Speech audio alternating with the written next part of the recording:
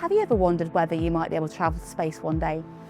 Well, today I'm going to tell you about a company that's been making space travel easier so that one day lots of people might be able to go. The company, founded by Jeff Bezos, is called Blue Origin, and they've already taken 98 people into space. So, how have they done it? They've built an amazing rocket system called New Shepard.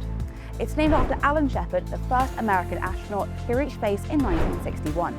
After it goes up, New Shepard doesn't orbit Earth, it comes back down. The spacecraft can be used again and again. When people travel on it, they travel over 100 kilometers above Earth. That's nearly as far as 1,000 football pitches laid out end to end. They fly just above the Kármán line, which is the internationally recognized boundary of space.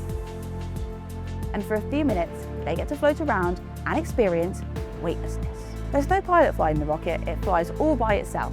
The passengers do special training before they go. So, why are they doing all this? The creators of the spacecraft imagine a future where humans don't just visit space, we live and work there. Maybe one day, factories and machines could be in space too, helping to keep Earth clean and safe.